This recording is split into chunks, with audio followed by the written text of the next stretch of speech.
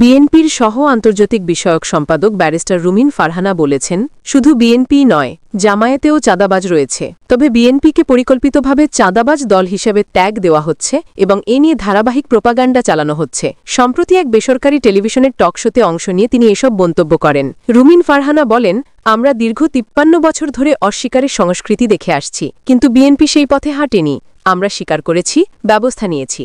আমি নিজে বিএনপির পদধারী কর্মী হিসাবে অন এয়ারে চাঁদাবাজির বিষয়টি উত্থাপন করেছি।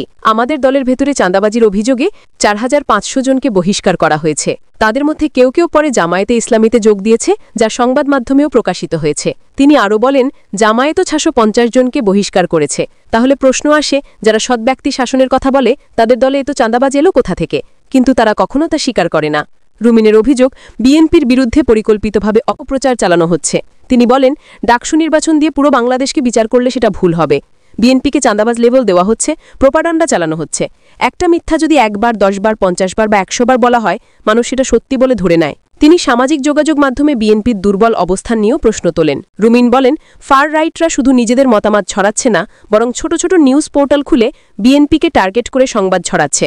অথচ বিএনপি এখনও সামাজিক যোগাযোগ মাধ্যমে তার শক্ত অবস্থান জানাতে পারেনি।